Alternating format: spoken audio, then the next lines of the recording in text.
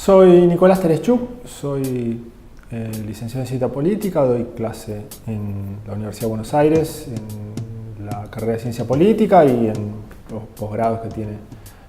la facultad y en Flaxo, en un posgrado en políticas públicas. Y soy uno de los editores del blog artepolitica.com.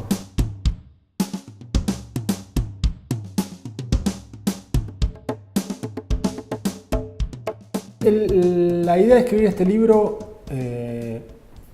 empezó la propuesta que me hizo la gente de la editorial empezó a fin del año pasado. Y la idea inicial tenía que ver con hablar o analizar al kirchnerismo y su posible futuro, cómo se podría desplegar, o sea, qué había pasado en este tiempo con el kirchnerismo y qué podía pasar de aquí en adelante. Y ya desde el inicio, cuando estaba esa idea dando vueltas para empezar a pensar en un libro, y por varias cosas que yo había podido escribir en revistas o en el blog nuestro o discutir con colegas o amigos, más que nada me había interesado también, o pensar eso era difícil de pensarlo sin pensar el macrismo también. También por algunas ideas que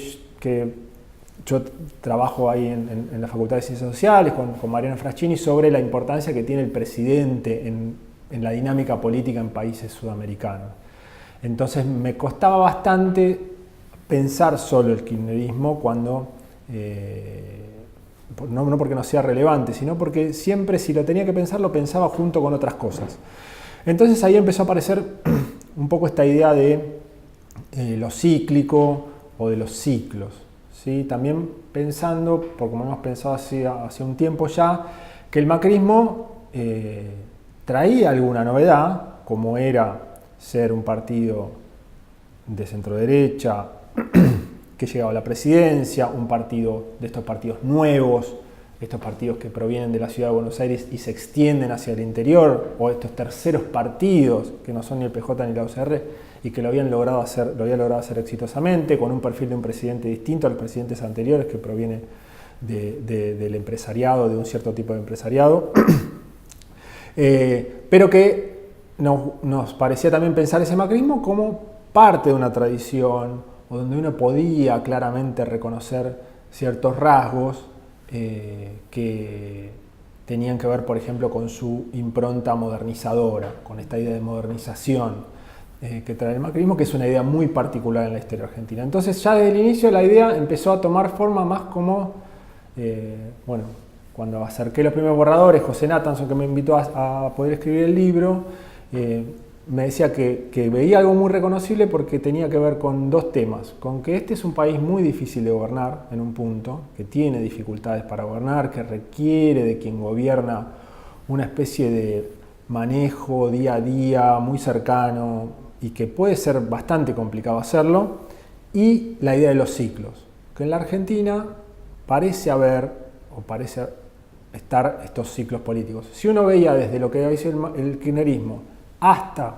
ese macrismo en una muy buena posición política con las elecciones legislativas, muy fortalecido el presidente con las elecciones legislativas del año pasado, uno ya tenía esa pauta de los ciclos. Me parece que justo también cuajó esta idea de que el año 2018,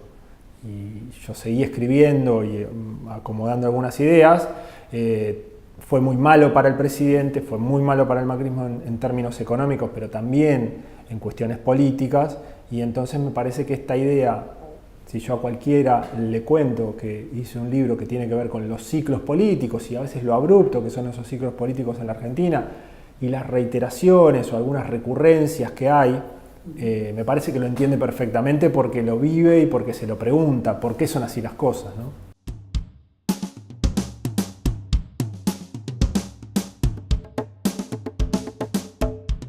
Para pensar el macrismo, ya desde el inicio, y yo me acuerdo un día muy puntual, el día que Macri anunció su gabinete, ese primer gabinete grande, con todos los funcionarios, exactamente, creo que fue en el Jardín Botánico, y ahí apareció con más claridad algo que no teníamos muy claro en la campaña, que podíamos intuir, pero que acá era más claro, y ahí aparecieron muchos de estos CEOs, por ejemplo la figura de Lopetegui y Quintana, pero también de otros. Incluso la figura de Malcorra, que era una funcionaria de un organismo internacional, y otros. Ahí me pareció muy clara esta idea de este rasgo de la modernización y me retrotrajo a ir a la biblioteca y buscar esas lecturas clásicas de Guillermo O'Donnell, donde la idea de modernización está en el centro de sus preocupaciones. Entendía la modernización como lo que él llama esto de una sociedad donde van penetrando los roles tecnocráticos. Y esos roles tecnocráticos tienen que ver con un lenguaje, una forma de actuar, de intervenir en la realidad social, de entenderla, que tiene mucho que ver con cómo se enseña, se trabaja, se designan y se piensan los problemas en los países desarrollados, en las grandes universidades del mundo, en Estados Unidos, en Europa. Y entonces estas personas empiezan a tener un lenguaje común, una forma común de entender los problemas con estas otras personas, y empiezan a tener ese lenguaje tecnocrático que penetra en muchos lugares de la sociedad. Entonces, ya desde ahí el macrismo tenía esa continuidad para mí, y eso era muy fuerte y era muy, para mí, divertido volver a leer esos textos que hablan de la Argentina,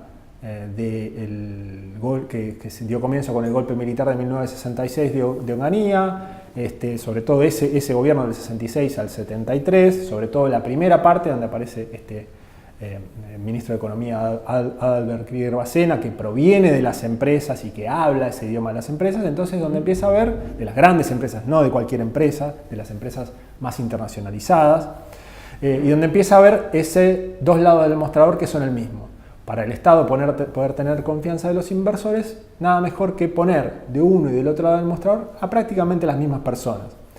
Y tiene que ver con aquella idea de los ejecutivos, de los que hablaba Mafalda en la década del 60, y eso también como una idea que es muy atractiva para buena parte de la sociedad, muy moderna, que refleja algo a lo que se puede aspirar. Yo me acordaba del personaje de Susanita aspirando a casarse con un ejecutivo, ella siendo tan de clase media. Digamos, todas estas cosas me resonaron mucho. Entonces ahí venía esta forma de pensar el macrismo como parte de una cierta tradición que está en la Argentina. La contracara de esa modernización, y eso está en los textos de O'Donnell, es que va acompañada de algún tipo de exclusión política.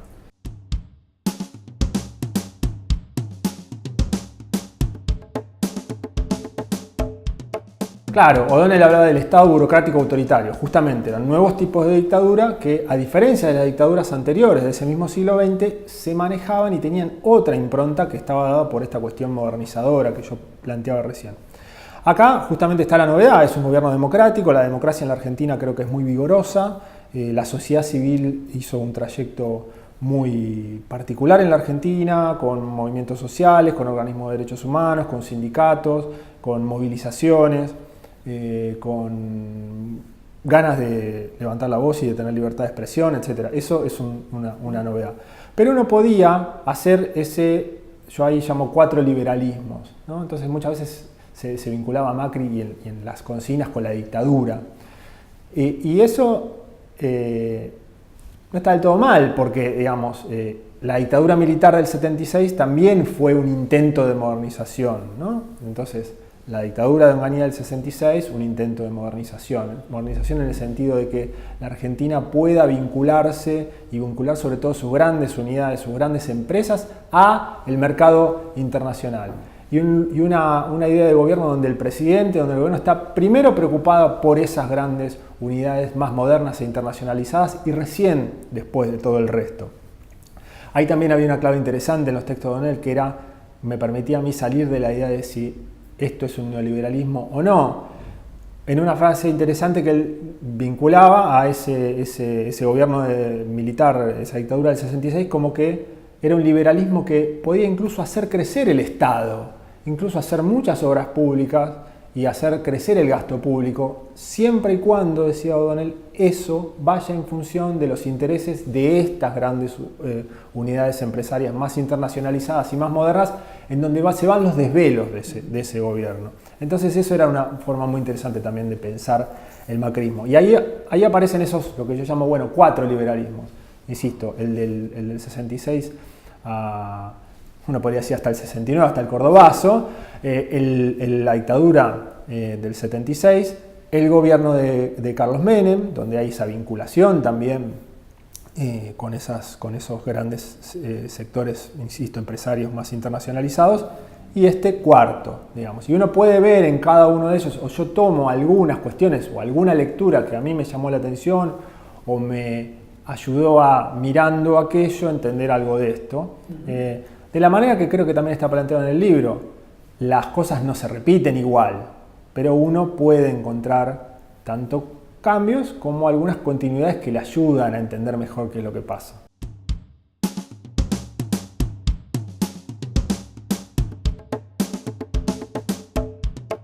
Sí, en cuanto a esta idea de los ciclos y de si en un ciclo político puede estar el germen de lo que viene en el próximo, lo que yo traigo como lecturas acá son lecturas clásicas, ¿no? Un libro del politólogo Norberto Bobbio, que es una muy linda clase de él, donde nos habla de quienes pensaron las formas de gobierno en la historia del pensamiento político. Y ahí nos encontramos primero con la idea de los ciclos. O sea, no está mal,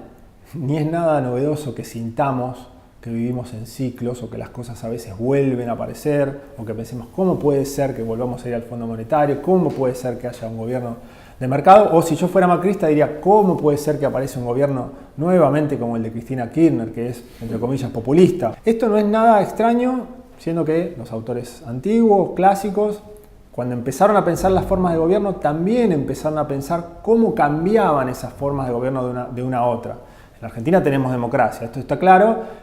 no cambia el régimen político, la forma de gobierno, pero es una forma interesante de pensarlo, que hay algo que cambia. Y así Platón pensaba en una permanente decadencia, y Maquiavelo o Polibio y Maquiavelo pensaban efectivamente en los ciclos y que uno podía con buen tino poder prever cuál era la próxima forma de gobierno que seguía a una cierta otra forma de gobierno. Y yo creo que ahí, ya en esos autores clásicos, está esta idea o esta pregunta, digamos, cuando una forma de gobernar, por decirlo de alguna manera, un estilo de gobernar, cambia de una manera a otra, es porque esa forma que estaba antes se agotó, dio todo lo que podía dar, o como otros autores piensan, siempre tienden al exceso y eso es lo que los termina, eso hubiera dicho Platón. Todas las formas humanas tienden a un exceso, lo bueno es el punto medio, pero eso es imposible de mantener salvo en un punto ideal. Los hombres siempre tienden a un exceso. Y la otra forma de pensarlo es que en su propio éxito, al dar todo lo que pueden dar, ya está planteado el próximo cambio, ¿no? También Platón hablaba de esta idea de que hasta esto se podía dar en una generación. El hijo viendo al padre, que había formado parte de una cierta forma de gobernar, y viendo aquellas frustraciones que había tenido, aquellos problemas que había tenido, pues se volcaba a otra cosa. Entonces, en el gobierno de los guerreros, los hijos ya no querían volcarse a la guerra, sino que querían volcarse al dinero. Y ahí aparecía seguramente un gobierno aristocrático. Bueno, esas ideas, por más que, insisto, nos hablan de otra cosa, también nos traen a esta realidad. Si el kirchnerismo buscaba todo el tiempo fomentar el consumo y todo el tiempo fomentar que esa máquina del consumo no se cayera y sostener la creación de clases medias o que las clases que estaban incluso vulnerables pudieran consumir, eso nos generaba también, quizá muchas veces porque por éxito, digamos, de esa estrategia, que luego vinieran nuevas demandas u otras cuestiones. O decir, bueno, y ahora queremos pagar menos impuestos, como podrían decir las clases más acomodadas, o ahora queremos los mismos productos e integrarnos al mundo de una manera en la que yo pueda obtener y comprar los mismos productos al mismo precio que se venden en Nueva York o en Miami, y eso que sea cada vez más gente la que puede aspirar a eso y pedirlo. Entonces, por ahí también a lo que yo trato con el libro es salir de las personas y de quién es el que gobierna, sino pensar que también tiene su influencia. No quiero decir que no, y en la política siempre hay responsabilidades y está el que acierta y está el que puede errar, pero que hay cosas más estructurales que se vienen pensando hace no 10 años, 20 años, 30 años, sino muchas veces 2000 o 2500 años, ¿no?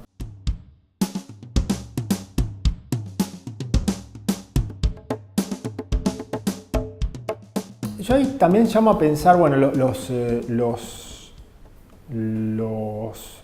sectores políticos que se sienten más cerca de los sectores populares, o los partidos que se sienten más cerca de los sectores populares. Muchas veces uno puede pensar que tienen una cierta fuerza en ciertas cuestiones, por su despliegue en el territorio, por sus sindicatos, por las reivindicaciones que realizan, por su identidad, por sus historias que lo hacen sentir a ese sector político. En el caso del peronismo en la Argentina, tener una identidad política es algo importante en política, tener valores comunes, tener palabras comunes, aspiraciones comunes, una tradición es algo que te fortalece en un punto, pero también puede ser algo que en algún lugar te debilite, ¿no? Y yo ahí cito algunas lecturas también clásicas sobre Maquiavelo, cómo Maquiavelo pensaba esta relación entre el pueblo y los grandes. Siempre él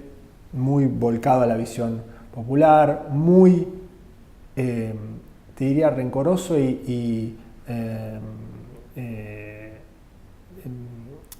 desconfiado de las élites, desconfiado de la falta de límites de las élites, de autocontrol de las élites, como una sed de dominio y de dominación muy, muy grande y muy, digamos, nociva para la sociedad. Exactamente. Y a la vez pensar a los sectores populares, al pueblo, como un sector que es muy necesario para contender con esas élites, para ponerles coto, para ponerles límite a esas élites, y a la vez una mirada que es un poco pasiva de ese pueblo, ¿no? Y yo también me pregunto si estos sectores populares en Argentina no son un poco así, de reaccionar de defenderse. Es decir, no tener un proyecto completo de país o de nación y de cómo debería ser la dominación o el dominio de esos sectores populares, no tenerlo muy claro, pero sí que reaccionan y se defienden y, como dice Maquiavelo, cuando se meten con sus bienes, que no son tantos, o con sus mujeres, como dice él, ya hace 500 años, pues reaccionan y tratan de poner límites. Y también esta idea de que quizá las formas de vida social o de política más virtuosas, y ahí ese es el gran, digamos, plus que aporta Maquiavelo, está en ese conflicto. Si ese conflicto que nunca va a dejar de existir entre la élite y el pueblo, se puede canalizar de ciertas maneras, donde eso se vaya llevando, de ahí puede salir algo virtuoso. Maquiavelo no cree que vaya a salir de las élites, es más, es muy desconfiado de eso y piensa que, insisto, no se pueden controlar en su sede de dominio y rompen todo. Ahora, el pueblo tampoco tiene una forma pensada de cómo gobernar, de qué es lo que quiere, hacia dónde va. Por ahí en ese conflicto, si eso se puede canalizar, estaría lo mejor. Pero esta idea de también pensar las debilidades propias que pueden tener los sectores populares, en pensar quiénes son, en recordar cuáles son sus fortalezas y sus debilidades, en si tienen un proyecto de país que pueden presentarle al resto o no, y si tienen la capacidad o no de llevarlo adelante, creo que son preguntas interesantes.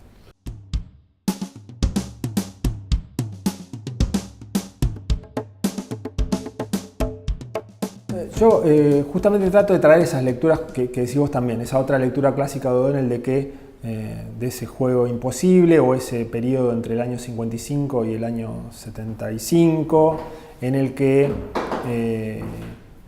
los sectores populares y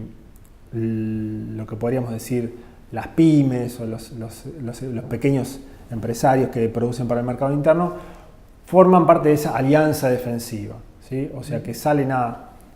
no tienen la capacidad de marcar el rumbo, no tienen la capacidad de definir cómo va a ser ese país. En ese momento no tienen la capacidad tampoco de gobernar, porque están proscriptos, con lo cual es una posición de debilidad. Me pareció interesante también pensar eso, en un país que era un país mucho más cerrado, donde los sindicatos eran mucho más poderosos, donde los partidos políticos, donde las fuerzas políticas, por lo menos el peronismo, estaba muy fresco. Aún así, esta idea de 70 años de peronismo y el peronismo que siempre fue dominador y siempre dominó todo, bueno, en esa época lo más que podía hacer, y era importante, pero no era definitorio, era participar de esa alianza defensiva con otros sectores industriales que cada tanto consideraban tan intolerable la situación que se aliaban un poco con estos actores más débiles y paraban o trababan sobre todo al sector agropecuario, ¿no? Y su sed de liberalización permanente y de que en la Argentina, digamos, la industria no tenga lugar, por decirlo de alguna manera. Creo que es una lectura que nos hace pensar qué es lo que pasa ahora, qué es lo que pasa en este momento en el que es un macrismo que está muy volcado también a ciertos sectores de la economía, como las finanzas, el sector petrolero, el minero y el del agro, y muy poco más, realmente muy poco más. Uno puede ver las declaraciones de la Unión Industrial, cómo se quejan grandes empresarios industriales, incluso que están que manifiestan que tienen pérdidas. Y creo que justamente que estos sectores populares en la Argentina tienen efectivamente esa dificultad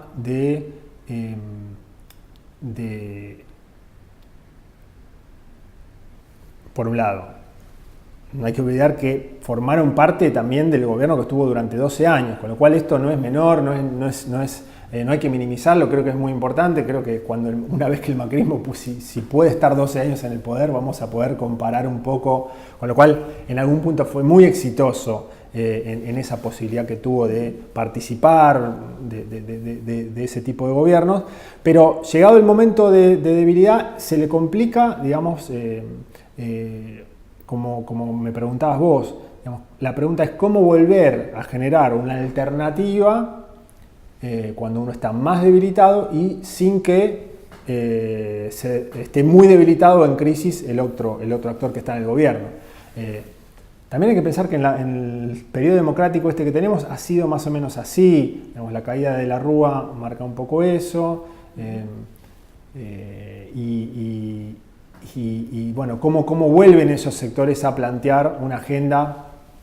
digamos, reivindicativa de los sectores populares abiertamente, digamos. Yo creo que es una pregunta que está sobre la mesa y ahí sí lo vinculo. Creo que no puede ser de otra manera porque, insisto, el presidente tiene en la Argentina una primacía, una centralidad en el sistema político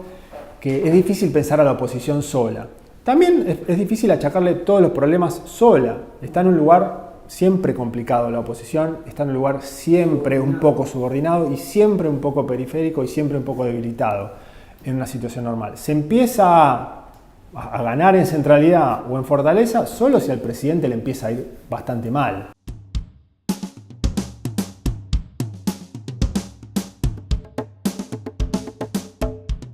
Yo ahí, sobre el tema del liderazgo, trato de ir también un poquito más allá, lo estructural, que es los sectores populares, por lo menos en la Argentina y en muchos otros países de Sudamérica, tienen la fortaleza de esos liderazgos fuertes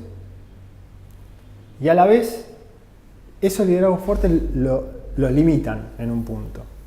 Es decir,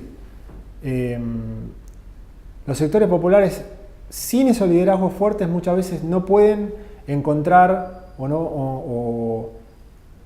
o mejor dicho, a través de esos liderazgos fuertes muchas veces se sienten representados, encuentran un lenguaje, encuentran una fuerza, encuentran un para qué, empiezan a contar cuál es su historia de otra manera. No estoy hablando ya acá solo el liderazgo que puede ser el de Cristina, sino el de Perón, o el de Chávez, o el de Evo Morales. Quiero decir, yo cito ahí algunas lecturas de Laclau, como que este liderazgo es como un punto de referencia para estos sectores. Y la representación es una cuestión de doble vía. No es solamente que ya estamos algunos aquí abajo y ya sabemos perfectamente quiénes somos y qué queremos y que solo buscamos un mandatario que haga las cosas por nosotros y que la representación entonces funciona así. Laclau dice que es una cuestión de doble vía y que muchas veces es esa presencia de ese representante o ese líder el que nos empieza a decir o ayudar a decir a nosotros o termina condensando bueno, ¿quiénes somos nosotros? ¿Para dónde vamos? ¿Qué es lo que queremos? ¿Cuál es nuestra historia? ¿Cómo es la mejor forma de resolver los problemas? ¿Quiénes son los que nos impiden resolver nuestros problemas? Todo eso genera una situación muy, muy interesante en un momento de auge político, de fortaleza, ¿sí? Ahora, cuando ese liderazgo también toma un rol muy central, empiezan a pasar cosas en la sociedad, y empiezan a haber resistencias e incomodidades, ¿no? Cuando ese lugar se empieza a volver muy central, yo siento que hay sectores de nuestra sociedad que se ponen muy nerviosos y que incluso empiezan a considerar que eso ya no es una democracia. No es tolerable. Que no es tolerable desde lo político, desde lo cultural. Y aunque uno objetivamente puede ver que en esas sociedades, y hablo específicamente del caso argentino, durante los gobiernos kirchneristas hubo libertad de expresión, libertad de movimiento, muchas empresas ganaban muy buen dinero, las libertades políticas estuvieron plenamente validadas, las instituciones funcionaban en el sentido de la división de poderes, la Corte Suprema estaba integrada por personas que no eran ni amigos del presidente ni nada por el estilo. Quiero decir, en términos de calidad institucional uno podría pensar que eso estaba puesto sobre la mesa y sin embargo hay sectores que, y quiero decirlo, sinceramente sienten, cuando hay un liderazgo fuerte, que está en juego su forma de vida y que está en juego la democracia y que eso no es una democracia válida si el Estado interviene demasiado y, por ejemplo, aplica restricciones en el mercado cambiario, ¿sí? Que puede ser una medida mejor, peor, más inteligente, menos inteligente, incluso más efectiva o menos efectiva políticamente, pero que sienten que está en juego su modo de vida insisto, y la forma de ser en democracia. Y eso también empieza a generar muchas resistencias y también termina siendo una forma de debilitar, de horadar, de complicar a esos gobiernos populares. Entonces, me gustaba pensar en esto, que los liderazgos pueden dar mucha fuerza a los sectores populares y a la vez, muchas veces, por esa dinámica misma o por lo que genera resistencias y debilitamientos. Digamos. Esto lo estuvimos viendo en varios países de Sudamérica. ¿Qué quiere decir eso y qué hacer con eso? Yo no tengo las respuestas porque son cosas bastante estructurales, pero creo que está bueno pensarlo.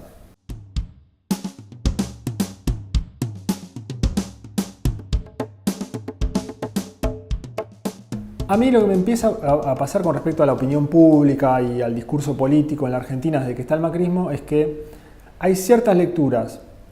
de lingüistas, sociólogos, antropólogos y politólogos estadounidenses que en otro momento de la Argentina me hubieran parecido que trataban sobre otros temas, que trataban sobre lo que pasa con los republicanos y los demócratas, que es muy diferente, que trataban de analizar qué es el Tea Party y ese discurso tan de derecha, tan reaccionario en su momento y que eso no tiene nada que ver con lo que pasa en la Argentina, o que tratan de analizar el discurso y la acción política de Trump y que eso en la Argentina no tiene nada que ver. Desde que aparece Macri en el poder como una opción de centro-derecha bien marcada, bien intensa en muchos puntos. El presidente es una persona, un líder muy ideológico en sus planteos. Cuando se lo deja hablar y se lo deja explayarse, está muy claro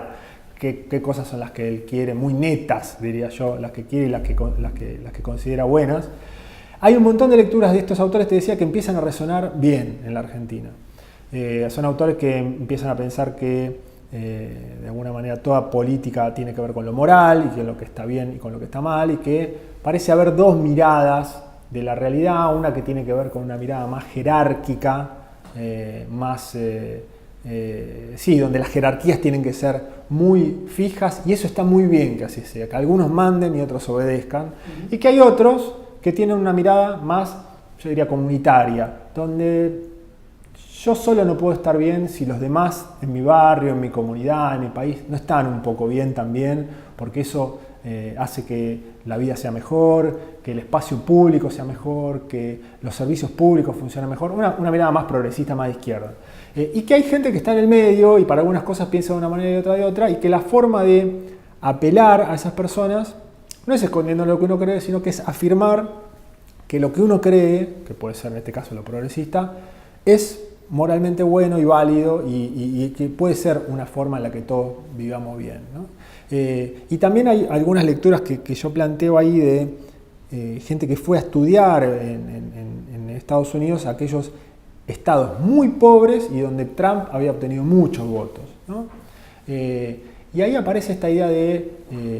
esta desconfianza del otro, estas personas que sienten que toda su vida han trabajado mucho, que se comportan bien, que no le hacen mal a nadie, que pagan sus impuestos, pero que hay alguien que les está colando gente en la fila, que pueden ser negros, mujeres, latinos, y empieza a tener desconfianza de todos esos actores y mucho odio a quien, desde las políticas públicas, beneficia a esos sectores que ellos sienten que se les cuelan en la fila. Y también, desde lo discursivo, estos sectores que en Estados Unidos son más liberales, estos que viven en las costas y son más progresistas, como muchos de los actores de Hollywood, que están por las buenas causas y las causas de las mujeres y las causas de la igualdad racial, etc., sienten que estas personas que tienen esta mirada más conservadora, que son amonestados moralmente por esta mirada que tienen, que por, es un reto, que por pensar que tiene que haber ciertas jerarquías y cierto orden y que está bien que los que tienen más dinero sean los que gobiernen y los que tienen menos no, es como si esta mirada liberal o progresista los estuviera tratando de tontos o los estuviera amonestando moralmente, los estuviera acusando, y eso los hace poner más enojados todavía. Yo con esto no quiero decir que eso sea absolutamente trasladable a nuestro país, pero creo que nos pone, al haber un gobierno que es bien de centro derecha, muy neto, estoy hablando del presidente Macri sobre todo, bueno, nos pone en ciertas ideas que nos empiezan a resonar como parecidas, similares, y que por ahí hay alguna llave para la oposición de cómo hablarle a un sector de la sociedad que está ahí en el medio, que por ahí no está tan politizado o partidizado, que tiene preocupaciones y que quizá con un fracaso económico del macrismo empieza a escuchar, tiene una escucha, pero necesita que le hablen y que le digan algo sobre aquello que es bueno, sobre lo que es deseable, sobre cómo tiene que ser el país en el que queremos que vivan nuestros hijos, sobre cómo debería ser una Argentina más grande, una Argentina más importante, una Argentina más productiva. Y seguramente si se le habla desde un lugar en donde no se renuncia a ese sector progresista, no renuncia a lo que cree, no renuncia a que cree que tiene que haber derechos humanos en la Argentina o que tiene que haber derechos sociales en la Argentina, puede hablarle a esas personas de otra manera, de una manera más clara, de una manera más efectiva y más convocante, diría yo.